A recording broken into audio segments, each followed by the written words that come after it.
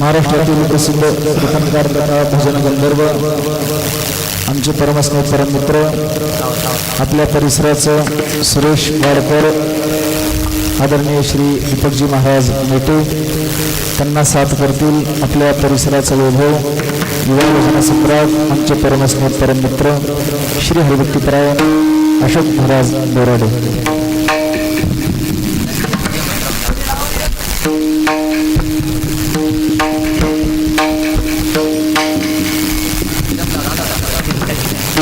मंडप शिल्लक आहे, सर्व पुरुष मंडळीने स्टेजच्या उजव्या हाताला बसायचं, जागा शिल्लक आहे।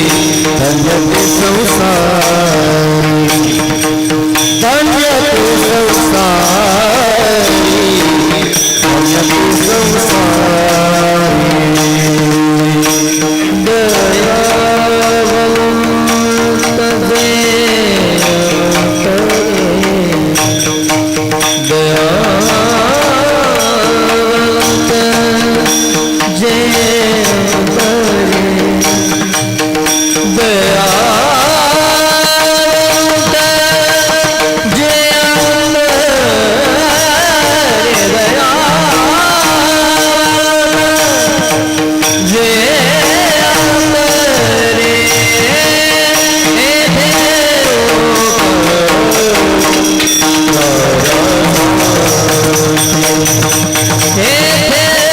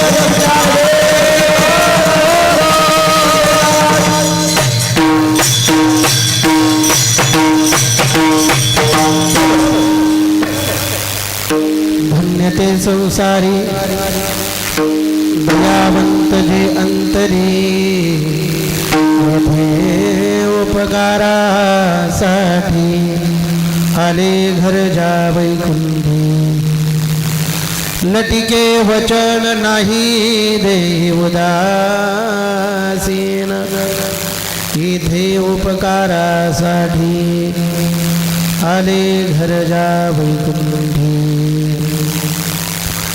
मधुरावाणी ओटी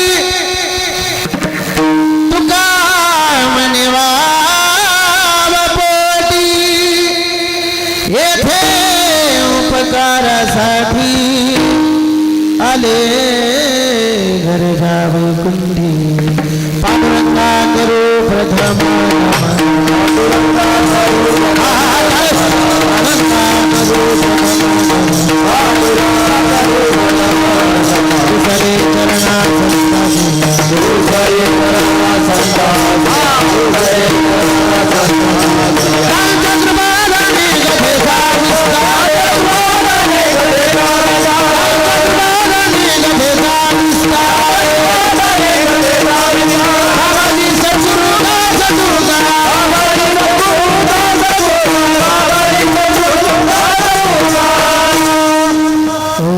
ज्ञानेश्वरा करुणा करा दयाळा तुमचा अनुग्रह लाधलो पावन झालो चराचरी नमो सद्गुरु तुकया ज्ञान दीपा नमो सद्गुरु सच्चिदानंद रूपा नमो सद्गुरु भक्त कल्याण मूर्ती नमो सद्गुरु भास्करा पूर्ण कीर्ती महायोग तटे भीमगध्यां वरं पुण्डरीकाय दातुं समागत्य तिष्ठन्तमानन्दकन्दं परब्रह्मलिङ्गं भजे पाण्डुरङ्गं मनोजवं मारुततुल्यवेगं जितेन्द्रियं बुद्धिमतां वरिष्ठं वातात्मजो वानरायूथमुख्यं श्रीरामदूतं शरणं प्रपद्ये श्री गुरु चरण सरोज रज निज मुकर सुधारी बरण रघुबर विमल जसु दायको फलचारी बुद्धिहीन तनु जानिके सुमिरो पवन कुमार बल बुद्धि विद्या देहु मोहिं हरहु कलेश विकार जय हनुमान ज्ञान गुण सागर जय कपीसति हो लोक उजागर रामदूत अतुलित बलधामा अंजनी पुत्र पवन सुतना सेवेला की सेवक झालो झालो सेवेला की सेवक झालो सेवेला की सेवक झालो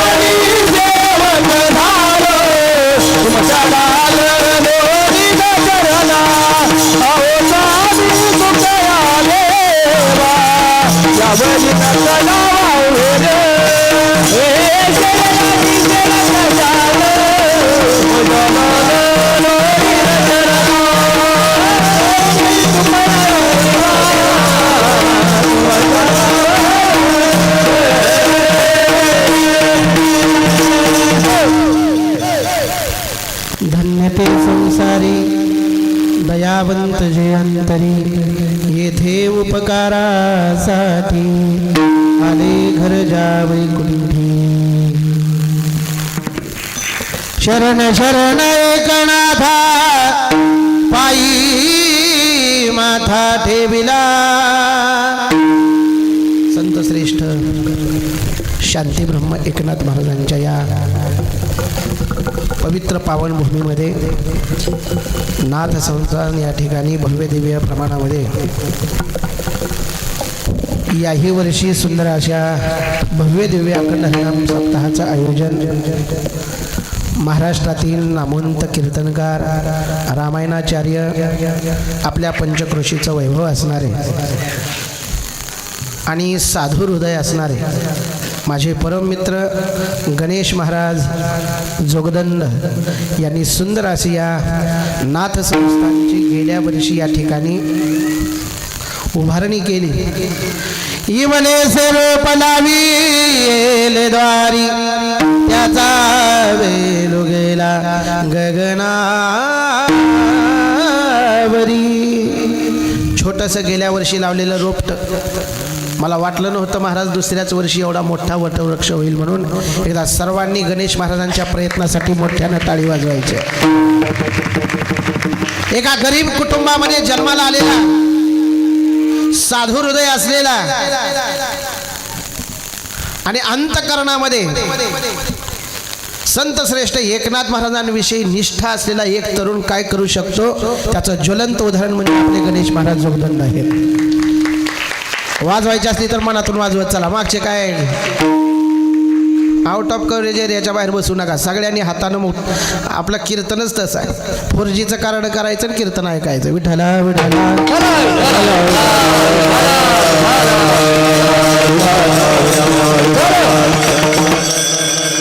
ओसाड अशा या माळावरती अगदी नंदनवन फुलवल्यासारखं आपलं हे नाथ संस्थान या गणेश महाराजांनी फुलवलेलं आहे.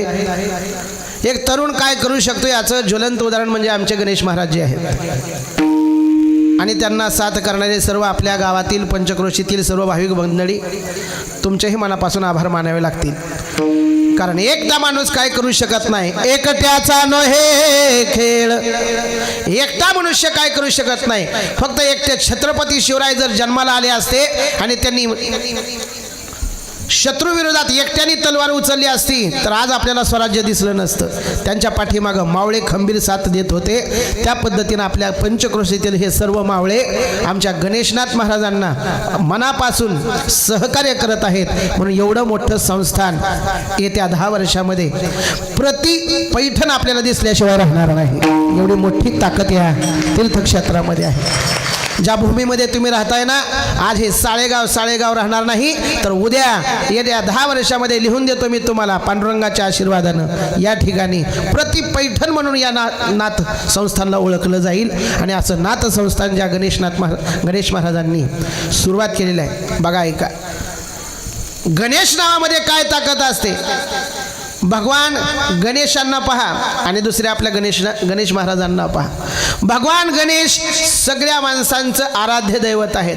कुठलंही चांगलं काम करायचं म्हटलं की कुणाच्या हातून होतं बोला सटवाई नाही ना म्हणजे जागे आहेत तुम्ही.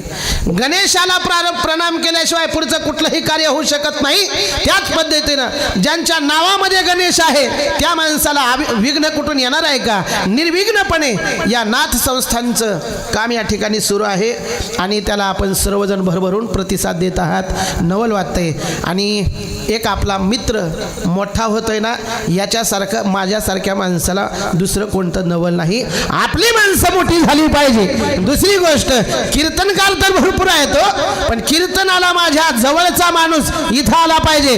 तो सुद्धा मोठा झाला पाहिजे. एवढं साधू हृदय असणारा लहान माणसं मोठी करणारा माणूस म्हणजे आमचे गणेश महाराज आहेत.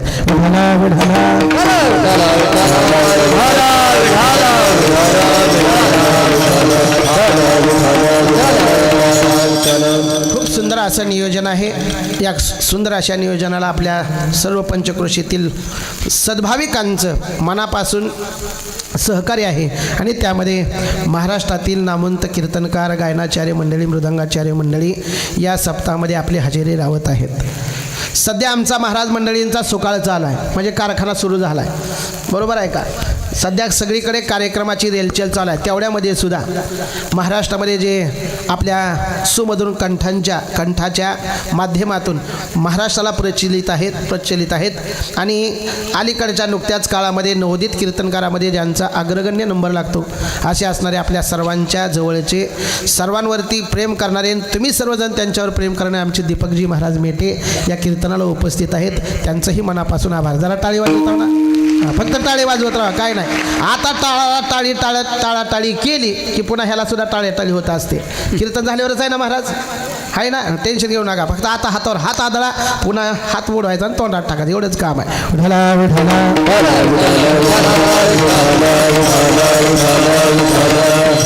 तसेच अति गडबडीमध्ये सुद्धा पहिली चाल म्हणून जे गेले आमचे बोराडे महाराज यांनाही मनापासून आभार धन्यवाद देतोय. आपले ज्ञानेश्वर महाराज आपल्याच पंचक्रोशीतील आहेत, आपल्याच गावातील आहेत. ज्ञानेश्वर महाराज यांनाही मनापासून धन्यवाद. दुसरे मृदंगाचार्य अविनाश महाराज या ठिकाणी उपस्थित आहेत. दोन्ही चोपदारांना दंडवत आहे. इकडं उभारलेले पंचक्रोशीतून आलेले सर्व भाविक मंडळी, माझ्यासोबत आलेले माझ्या संस्थेतील सर्व विद्यार्थी मंडळी आणि तुम्ही सर्व श्रोतृ मायबाप वर्ग, या सर्वांच्या चरणी एकदा नतमस्तक होतो. माझ्या चिंतन सेवेला पूर्णविराम देतो. जागा हो ना, जागा. मी मगाच सांगितले 4Gचं कार्ड करून कीर्तन ऐका आता. माझ्या कीर्तनाचे 2 नियम आहेत. पहिला नियम, कीर्तन संपेपर्यंत कोणी हातानं टाळी वाजवायची, शाबास. कोणी विठ्ठल विठ्ठल भजन करायचं नाही. मग काय करायचं, सर्वांगाचे कान करायचे. राहिलेला 1 तासभर आपल्याला भगवंताचं चिंतन करायचं आहे. विठ्ठला विठ्ठला.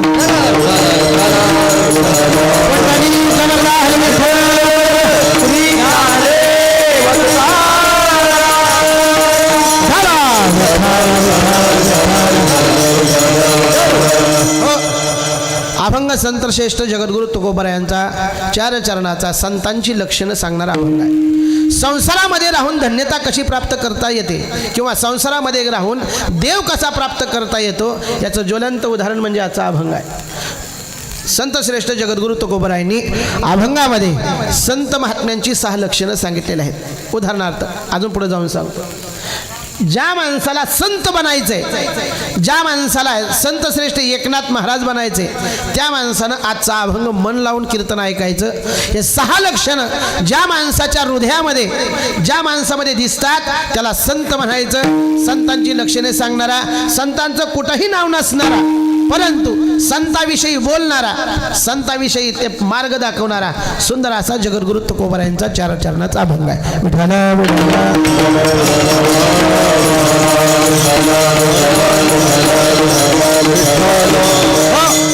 जीवन जगत असताना आपल्याला समाजामध्ये 4 प्रकारची माणसं पाहायला भेटतात. पहिला प्रकार असा आहे ते धिग जीवन जगतात. दुसरा प्रकार असा आहे तो निंद्य जीवन जगतात. तिसरा प्रकार असा आहे ते स्तुत्य जीवन जगतात आणि चौथा प्रकार आहे ते धन्य जीवन जगतात. विठ्ठला.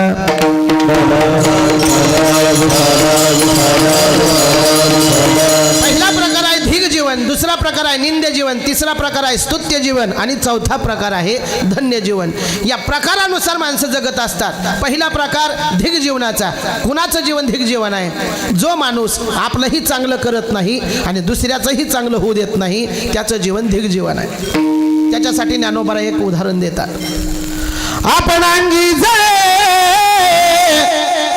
आणि नागवी जगाचे डोळे, पतंग जैसासळे दीपाचे नी. ज्ञानोबा सुंदर असं उदाहरण देतात. कुणाचं जीवन धिग जीवन आहे? जे आपलंही चांगलं करत नाही, दुसऱ्याचंही चांगलं होऊ देत नाही. संध्याकाळ झाली, दिवा लागला की एक पतंग नावाचा कीटक येतो आणि त्या दिव्यावरती झडप मारतो. कशासाठी? महिला मंडळ कशासाठी? दिवा विझवण्यासाठी. कले गुदगुले होत्यात म्हणून मी बोलायला तर कळत आहे ना, लक्ष देऊन ऐका. कशासाठी झडप मारतो? तो दिवा विझवण्यासाठी झडप मारतो. बरं कुठपर्यंत मारतो? जोपर्यंत दिवा विजत नाही तोपर्यंत. पण ऐका ना, एकदा दिवा विझतो, परंतु तो दिवा विझलाय का नाही पाहिला तो जिवंत राहत नाही. सांगा याच्यामध्ये त्याचं काय कल्याण आहे, त्याचा काय स्वार्थ आहे? त्याचा स्वार्थही नाही आणि परार्थ नाही. म्हणजे जगाला अंधकारात टाकतो आणि आपण जळून मरतो. अशी काय काय माणसं पतंग नावाच्या कीटकासारखी जगणारे आहेत, जे आपलंही चांगलं करत नाहीत आणि दुसऱ्याचंही चांगलं होऊ देत नाहीत. दुसरं उदाहरण ज्ञानोबाने लगेचच देतात. साबरी वाडी नल्या सरळा, वरी फळना आतू पोकळा, कास्तन झाले गळा, शेळीये जैसे. ज्ञानोबांनी 2 उदाहरणं दिली. कोणासाठी? जे आपलंही चांगलं करत नाहीत, दुसऱ्याचंही चांगलं होऊ देत नाही. सप्त्याला आपण तर पट्टी देतच नाही, पण जर दुसरा द्यायला लागला तर त्याला सुद्धा देऊ आता त्यानं धडाच मारलाय म्हणणारे लोक आहेत महाराज. म्हणजे आपण पण करत नाहीत, दुसऱ्यालाही देऊ देत नाहीत. त्याच्यामध्ये पहिला नंबर आहे. त्याच्यासाठी एक उदाहरण आहे. साबरी वाणिन्नल्या सरळा. साबरी म्हणजे वेळूची झाड. वेळूचं झाड दिसायला उंच आहे, दिसायला सुंदर आहे, जायला सगळ्यात उंच आहे. पण ऐका ना, त्या झाडाचा स्वतःला फायदा कायच नाही. का? वरी फळना आत पोकळा. माऊली सांगतात त्या झाडाला फळ लागत नाही, त्या झाडाला फूल लागत नाही. बरं, फळ नाही लागू द्या, फूल नाही लागू द्या, आतून बी ते पोकळ आहे, त्याला आतून पण ज्ञान नाही. सरळ माणसं म्हणतील बरं काय पोकळ बांबू सारखं तुझं जीवन आहे रे, म्हणतात का नाही? समाजामध्ये या पोकळ बांबू सारखी माणसं भरपूर आहेत महाराज. काय जीवन आहे त्याचं? स्वतःला फायदा नाही, त्याचा जगाला फायदा नाही. बरं जाऊ द्या, स्वतःला ज्ञान नसू द्या, जगाला फायदा नसू द्या, पण आतल्या गाठीचा माणूस चलते का तुमच्याकडं? महाराजांना बोललेलं कळतंय ना? म्हणजे तुम्ही असं हलवा तरी मान इकडं इकडं, म्हणजे हाव का नाही ते तरी कळेल मला. लक्ष देऊन ऐका काय म्हणतोय मी. आतल्या गाठीचा माणूस चलते का तुमच्याकडं? नाही चलत. त्या वेळूला आतून काय आहे? त्या गाठी आहे त्या. लक्ष देऊन ऐका. एक आतल्या गाठीचा आहे, 2 अंतकरणातून पोकळ आहे, त्याचा स्वतःला फायदा नाही आणि जगालाही फायदा नाही. असं काय काय माणसांचं जीवन आहे. स्वतःच्या घराला फायदा नाही, स्वतःला फायदा नाही आणि जगालाही फायदा नाही.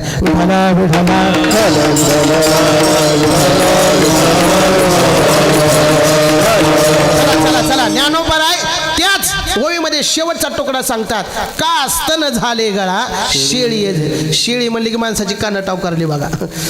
शेळी जैसे. शेळीला 4 सड असतात, बरोबर आहे का बाबा? हा, म्हणजे जागा आहेत तुम्ही. स्वाबदार असावे तरी यांच्यासारखे असावे.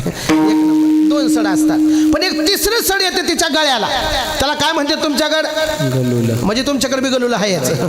मला वाटलं आमच्याकडेच आहे काय की तेवढं. त्या गळ्याला, त्या स्तनाला काय म्हणतात? तर गलुलं म्हणतात. आता मला खरं सांगा, त्या गलुल्याचा शेळीला काय फायदा? काही नाही. तिच्या पिलांना काय फायदा? काही नाही. समाजाला काय फायदा? काही नाही. काय काय माणसांचं जीवन त्या शेळीच्या गलुल्यासारखं आहे. स्वतःला फायदा नाही, लेकरांना फायदा नाही आणि समाजाला फायदा नाही. पण गणेश महाराजांसारखी माणसं या जगामध्ये येतात, स्वतःचा तर फायदा करूनच घेतात, पण जगाला सुद्धा ज्ञानवान करण्याचा प्रयत्न करत असतात. पहिला प्रकार आहे धिक जीवनाचा. मला धिक जीवनाचं या ठिकाणी वर्णन करायचं नाही. दुसरा प्रकार आहे निंद जीवनाचा. कुणाचं जीवन निंद जीवन आहे? कुणाच्या जीवनाचा निंदा करतात संत श्रेष्ठ. ऐका, तुमच्याकडे बिड्या माहिती आहे? त्या बिड्या नाही नाही नाही, इकडं कोण वाढणार नाही. तरी पण ऐकून तर आज चालला बिडी नावाचा प्रकार. ऐका, एका माणसाला बिडी वाढायची होती. काय वाढायची होती? बिडी वाढायची होती. बिडी पेटवायला काय लागते? काडी. म्हणजे तुमच्याकडे काड्या लावणारी माणसं आहे ते. लक्ष देऊन ऐका. बिडी पेटवायची काय पाहिजे? काडी पाहिजे. त्याच्याकडे होती बिडी, पण नव्हती काय? काडी. पण शेजारी एक माणूस उभारला होता, त्याला पण बिडी प्यायची सवय होती. त्याच्याकडे बिडी होती, त्याच्याकडे काडी होती आणि त्याच्याकडे लांब सडक काय होती? हा, म्हणजे माझ्या पुढच्या आहेत तुम्ही. त्याला दाढी होती, लांब सडक दाढी होती. त्याला पेटवायची होती बिडी, पण त्याची काय पेटली? दाढी. लक्ष देऊन ऐका. तो दाढी पेटल्याबरोबर विजवायचा प्रयत्न करायला, शेजाऱ्याकडे काय नव्हती? गाडी. तो पेटवायचंच बघत होता. शेजाऱ्याची पेटली होती दाढी, याच्याकडे नव्हती गाडी. त्यानं मला थांब, ते मला काय करायलास? ते मला माझी दाढी पिटली, विजवायला. ते मला नको विजू. का? माझी दाढी, माझी बिडी पिटू दे, मग तुझी दाढी विजव. ती मला माझं तोंड जळू दे, पण माझी बिडी पिटू दे. लक्षात येते तुम्हाला? काय काय माणसांचं जीवन असं आहे, निंद जीवन आहे. स्वतःचा फायदा करण्यासाठी जगाची राख रांगोळी झाली तरी चालेल, पण माझं कल्याण झालं पाहिजे. त्यामध्ये एक नंबरचा दुर्योधन आहे, दुर्योधनाचा प्रकार आहे. दुर्योधनानं स्वतःचं चांगलं करण्यासाठी स्वतःच्या 99 भावांच्या प्राणाची आहुती दिली, स्वतःच्या गुरुजीच्या प्राणाची आहुती दिली. अरे मित्र कुणाला म्हणतात? मध्ये गाणं सुंदर गाजलं होतं बघा, दुःख आडवायला उंबऱ्यासारखा. कीर्तनामध्ये सुद्धा शिष्टीमोला कसा असावा? आमच्या नवनाथ भाऊ सारखा असावा. एक नंबर, वाजवा जरा त्यांच्यासाठी. दुःख आडवायला उंबऱ्यासारखा, मित्र वनव्यामध्ये गारव्यासारखा, एक तू मित्र कर आरशासारखा, मित्र वनव्यामध्ये गारव्यासारखा. असाच एक मित्र होता त्याला, त्याचं नाव काय? कर्ण. शाबास. त्या कर्णाच्या सुद्धा प्राणाची आहुती दिली. कुणी? दुर्योधनानं. मी म्हणतोय त्या काळात एकच दुर्योधन होता, आता गावागावात घराघरात एक एक दुर्योधन आहे. इकडचे सोडून आमच्याकडचं सांगायला, इकडे सगळी चांगली आहे ते लक्षात घ्या. स्वतःच्या जीवनाचं चांगलं करण्यासाठी जगाच्या संसाराची राख रांगोळी तरी झाली तरी चालेल, पण माझं मात्र कल्याण झालं पाहिजे. हा दुसरा प्रकार आहे. यांच्या जीवनाचं, महाराज म्हणतात यांचं जीवन निंदे जीवन आहे, यांच्या जीवनाची निंदा करावी. पण तिसरा प्रकार खूप महत्त्वाचा आहे आणि गणेश महाराजांना मिळता जुळत आहे. तिसरा प्रकार आहे स्तुत्य जीवन, जे आपलंही चांगलं करतात आणि जगाचंही चांगलं करतात. सगळ्यांना गंगा नावाची नदी माहिती आहे. एका वर्गामध्ये गुरुजी शिकवत होते, पोरांनो फळ्यावरती नाव काढलं गंगा, तिला नदीचं चित्र दिलं आणि गुरुजींनी विचारलं, पोरांनो ही काय आहे? पोरं म्हणले, गुरुजी ही नदी आहे. अरे पोरांनो कोणती नदी आहे? पोरांनी सांगितलं, गुरुजी ही गंगा नदी आहे. बोला, या गंगा नदीचा उगम कुठं झाला? जसे तुम्ही शांत बसलात ना, तशी लेकरांनी खाली मान घातली, सगळे शांत बसले. आणि शांत बसल्यानंतर मागच्या कडेला गणेश महाराज, जो कधी वर्गात येत नव्हता, दररोज शाळा बुडवत होता, पण दररोज कीर्तनाला जायचा, त्यानं हातवरी केला. कधीच उत्तर न देणारा मुलांना हातवरी केला. गुरुजी म्हणले, बस खाली. अरे 1 नंबर 2 नंबर 3 नंबर येणारी पोरांनी खाली माना घातलेत, तुला येतं का उत्तर? त्यानं मला, मी दररोज कीर्तनाला जातो. गंगा नदीचा उगम कुठं झाला? रात्री योगेश बाप्पाचं कीर्तन होतं, मी तिथं ऐकलंय. सांगू का तुम्हाला? बरं सांग. त्यानं सांगितलं, नाशिक नावाचा जिल्हा आहे, त्र्यंबकेश्वर नावाचं गाव आहे, ब्रह्मगिरी नावाचा पर्वत आहे आणि त्या ब्रह्मगिरी पर्वतावरती भगवान शंकरांनी जटा आपटल्या आणि तिथं गंगा नदीचा उगम झाला. सगळ्यांनी टाळ्या वाजविल्या, वा वा वा, अशाच वाजवल्या. 1 नंबर सुरत आहेत गड्यानो आजचे. मी काय आता 4 वाजेपर्यंत कीर्तन सोडत नाही. चलू देऊ का? चलू दे म्हणा, उजड असतो. चला जाऊ द्या. बरोबर आपल्याला 9:15 पर्यंत कीर्तन करायचे. काय सांगत होतो मी? कीर्तन. सगळ्यांनी टाळ्या वाजवल्या. शाबास बाळू, बोल बाळू. ती पुढे गंगा नदी कुठे गेली? गुरुजी तिथून नीट निघाली, कुशावर्त कुंडात आली. शाबास बाळू. पुढे कुठे गेली? नाशिक शहरात आली, रामकुंडात गेली. पुढे कुठे गेली? गुरुजी आता कृष्ण कुंडात गेली. पुढे कुठे गेली? नाशिकच्या बाहेर निघाली, औरंगाबाद जिल्ह्यात आली, संभाजीनगर जिल्ह्यात आली. पुढे कुठे गेली? गुरुजी कर्नाटकात गेली. पुढे कुठे गेली? गुरुजी तामिळनाडूला गेली. पुढे कुठे गेली? गुरुजी चेन्नईला गेली. अहो पुढे कुठे गेली? कन्याकुमारी. पुढे कुठे गेली? समुद्राला गेली. आता एकदा का समुद्राला गंगा नदी गेली की पुन्हा तिचं जीवन संपलेलं आहे. तिची जीवनच तेवढ्यासाठी तुकोबाराय सांगतात, तुका म्हणे गंगा सागर संगमे अवघा झाला उर्मी, अवघा झाला उर्मी माया. तुका म्हणे गंगा सागर संगमे अवघा झाला उर्मी, अवघा झाला